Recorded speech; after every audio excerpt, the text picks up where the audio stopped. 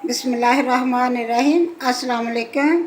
अज मैं बनाने लगी हाँ मटन कलेजी। 1 किलो कलेजी ली है मैं, उन्होंने कट के बोटियां छोटिया छोटिया कर लिया। ज़्यादा वड्डियां होण ते इन्हां चों स्मैल आउंदी आ, फिर गलदियां भी नहीं अच्छी तरह ये, इसलिए छोटिया छोटिया बोटियां कर लिया। कट के धो के रख लिया अच्छी तरह। हुण इहनूं मैं उत्ते रखदी हाँ पकन वास्ते। इहदे विच मैं डाल के अदरक लहसुन डालूंगी। 1 किलो वा कलेजी तो बोटियां बहुत छोटिया छोटिया कीतियां, बहुतियां वड्डियां बोटियां नहीं, छोटिया छोटिया कीतियां। हुण मैं इन्हां नूं उत्ते रखदी हां।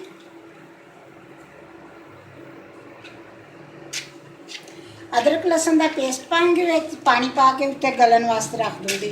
बाकी चीज़ां बाद विच, क्योंकि इहदे चों फिर कह दिंदे स्मैल आउंदी आ गलदी। बिस्मिल्लाहिर्रहमानिर्रहीम। हुण मैं इहनूं उत्ते पक्कण वास्ते रख दिंदी हां।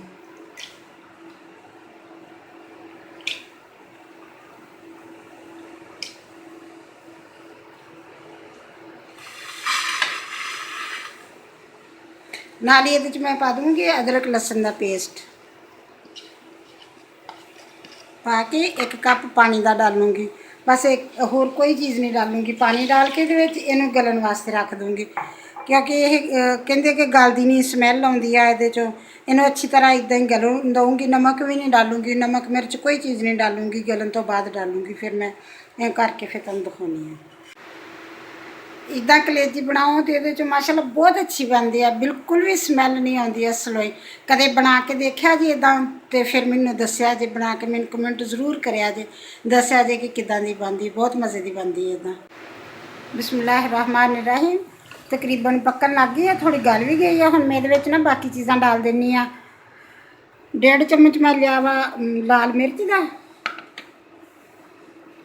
1.5 चम्मच तो नहीं, 1 चम्मच होगा, थोड़ा ज़्यादा। 1 चम्मच तो नाल कुटी हुई लाल मिर्च है, कुटी हुई लाल मिर्च का 1 चम्मच लिया। 1 चम्मच मैं लिया वा गर्म मसाले का, 1 खुश्क धनिया पीसा हुआ 1 चम्मच लिया, आधा चम्मच हल्दी का लिया। ये सारिया चीज़ां डाल दो। नमक नहीं डालूंगी विच, क्योंकि नमक डालूंगी तो फिर गलदियां नहीं। मैं सारिया चीज़ां डाल देनी विच।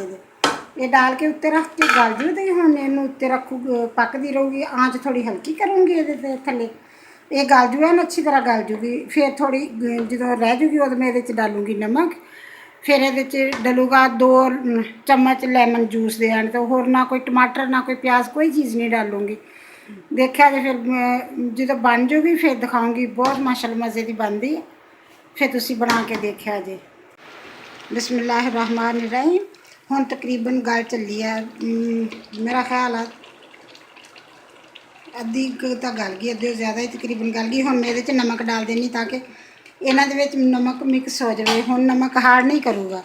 पहलों डालो तो नमक नाल हार्ड हो जांदियां, सख्त हो जांदियां बोटियां। या पहलों ऐल दे विच तुसीं इहनूं भुन के बनाओगे तां भी सख्त हो जांदियां, एवें हो जांदियां जिवें रबड़ हुंदी है, एवें दियां हो जांदियां। हुण नमक डालूंगी इहदे च, हुण कुछ नहीं होगा। हुण बहुत अच्छे गलन ते भी आईयां पईयां ते नमक भी विच मिक्स हो जाऊगा सही तरह।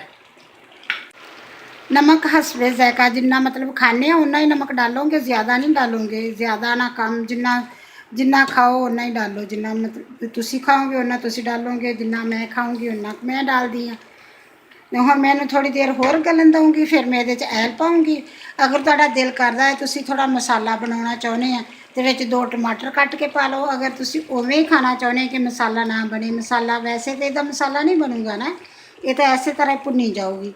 अगर मसाला बनाना चाहुंदे हैं तो 2 टमाटर कट के पा लो, वरना ना पावो। मैं तो नहीं पाऊँगी ना टमाटर। बिस्मिल्लाहिर्रहमानिर्रहीम। पानी बिल्कुल खुश्क हो गया है तो गल भी गई है अच्छी तरह। और मैं इहदे विच डालूँगी आयल। बिल्कुल गल गई इधर दे, बिल्कुल गल गई है। हुण आयल डाल दी इहदे विच, आयल डाल के भुनूँगी। फिर थोड़ी देर भुन के फिर इहदे विच पाऊँगी लैमन जूस। बिल्कुल गल गई है, अच्छी तरह गल गई है। हम मैं इहदे विच डालूँगी लैमन, आयल डालूँगी। आयल डाल के भुनूँगी। इहनूं पानी बिल्कुल खत्म हो गया। तकरीबन 25 मिनट लगे आ, 25-30 मिनट लगे होने इहनूं गलन दे विच। हुण मैं इहदे च आयल डाल दी, आयल डाल के इहनूं भुनूँगी। फिर इहदे च लैमन जूस डालूँगी। अगर तुहाडे कोल लैमन जूस नहीं हैगा तो तुसीं सिरका भी डाल सकते हैं, क्योंकि एक तो जी उहदे नाल स्मैल बिल्कुल खत्म हो जूगी। ਸਮੈਲ ਤਾਂ ਵੈਸੇ ਵੀ ਇੱਦਾਂ ਵੀ ਖਤਮ ਹੋ ਜਾਂਦੀ, ਲੇਕਿਨ ਉਹਦੇ ਨਾਲ ਸਮੈਲ ਜਿਹੜੀ ਥੋੜੀ ਬਹੁਤੀ ਆਉਂਦੀ ਹੁੰਦੀ ਹੈ ਨਾ, ਉਹ ਖਤਮ ਹੋ ਜਾਂਦੀ ਹੈ ਤੇ ਖੁਸ਼ਬੂ ਵੀ ਅੱਛੀ ਆਉਂਦੀ ਹੈ। ਲੈਮਨ ਜੂਸ ਜ਼ਿਆਦਾ ਅੱਛਾ, ਅਗਰ ਤੁਹਾਨੂੰ ਲੈਮਨ ਮਿਲ ਜਾਣ ਤੇ ਉਹਦਾ, ਉਹ ਤਾਂ ਅਕਸਰ ਹੀ ਮਿਲ ਜਾਂਦੇ, ਹਰ ਮੌਸਮ 'ਚ ਹੀ ਹੁੰਦੇ ਆ ਲੈਮਨ ਤਾਂ, ਤੇ ਉਹਦਾ ਜੂਸ ਕੱਢ ਕੇ 2 ਚਮਚ ਉਹ ਡਾਲ ਦੂੰਗੀ ਹੁਣ। ਬਿਸਮਿल्लाहिर्रहमानिर्रहीम। ਹੁਣ ਮੈਂ ਇਹਨੂੰ ਭੁੰਨੂੰਗੀ ਥੋੜੀ ਦੇਰ ਵਾਸਤੇ। ਭੁੰਨਦੀ ਵਿੱਚ ਇਹਦੇ ਪਾਉਂਗੀ ਲੈਮਨ ਜੂਸ ਡਾਲੂੰਗੀ। ਬਸ ਫਿਰ 5-10 ਮਿੰਟ ਲੱਗਣ ਦੇ ਭੁੰਨਣ ਨੂੰ ਇਹਨੂੰ, ਹੋਰ ਜ਼ਿਆਦਾ ਦੇਰ ਨਹੀਂ ਹੁਣ ਲੱਗੂਗੀ, ਕਿਉਂਕਿ ਪਾਣੀ ਬਿਲਕੁਲ ਖੁਸ਼ਕ ਸੀਗਾ। ਪਾਣੀ ਖੁਸ਼ਕ ਹੋਣ ਤੋਂ ਬਾਅਦ ਮੈਂ ਐਲ ਡਾਲਿਆ ਇਹਦੇ ਵਿੱਚ। ਐਲ ਡਾਲ ਕੇ ਤੇ ਹੁਣ ਮੈਂ ਇਹਨੂੰ ਭੁੰਨਦੀ ਹਾਂ। ਬਿਸਮਿल्लाहिर्रहमानिर्रहीम। ਹੁਣ ਮੈਂ ਇਹਦੇ ਵਿੱਚ ਪਾਉਂਗੀ ਲੈਮਨ ਜੂਸ 2 ਚਮਚ, तकरीबन छोटे वाले चम्मच, चावल वाले, खाना खाने वाले, बड़े वाले नहीं। ਹੁਣ ਇਹਨੂੰ ਮੈਂ ਭੁੰਨੂੰਗੀ, ਲੇਕਿਨ ਹਲਕੀ ਆਂਚ ਕਰਕੇ ਭੁੰਨੂੰਗੀ। ਜ਼ਿਆਦਾ ਆਂਚ ਕਰਕੇ ਤੇ ਥੱਲੇ ਲੱਗਦਾ ਵਾ, ਨੀਚੇ ਨਾ ਲੱਗ ਜਾਏ ਜਿਹੜਾ, ਕਿਉਂਕਿ ਇਹਦੇ ਵਿੱਚ ਨਾ ਤਾਂ ਪਾਣੀ ਹੈ, ਬਿਲਕੁਲ ਵੀ ਪਾਣੀ ਹੈ ਨਹੀਂ ਦਾ। ਐਲਾ ਬਸ ਐਲਾ ਤੇ ਹਲਕਾ ਫੁਲਕਾ ਜਿਹੜਾ ਉਹਦਾ ਮਸਾਲਾ ਬਣਿਆ ਹੈ, ਜਿਹੜੇ ਮਸਾਲੇ ਵਗੈਰਾ ਡਾਲੇ ਉਹਨਾਂ ਦਾ ਹੀ ਬਸ, ਹੋਰ ਮਸਾਲਾ ਵੀ ਕੋਈ ਨਹੀਂ ਦਾ ਹੈਗਾ। ਇਸ ਲਈ ਹਲਕੀ ਆਂਚ ਕਰਕੇ ਭੁੰਨੂੰਗੀ, ਹਲਕੀ ਆਂਚ 'ਤੇ ਭੁੰਨਦੀ ਇਹਨੂੰ ਮੈਂ। 5-6 ਮਿੰਟ ਲੱਗਣ ਦੇ ਭੁੰਨਣ ਨੂੰ, ਫਿਰ ਭੁੰਨ ਕੇ ਫਿਰ ਤੁਹਾਨੂੰ ਦਿਖਾਉਂਗੀ। ਮਾਸ਼ਾਅੱਲਾ ਲੱਗਦੀ ਤਾਂ ਬਹੁਤ ਅੱਛੀ ਆ ਬਣਦੀ। ਦੇਖੋ ਅੱਗੇ ਬਣਿਆ ਖਾਣ ਦੇ ਫਿਰ ਪਤਾ ਲੱਗਾਂਗਾ ਕਿੱਦਾਂ ਦੀ ਬਣਦੀ ਹੈ। ਬਿਸਮਿल्लाहिर्रहमानिर्रहीम। बन के बिल्कुल तैयार हो गया माशाल्लाह। देखने में तो बहुत अच्छा लगता बनया, वैसे भी चेक भी किया बच्चों ने, माशाल्लाह कहते बहुत अच्छा बनया। बनाया जी इदा का, फिर देखा जी किदां दा बनदा, फिर दस्या जी मैनूं किवें दा बनया।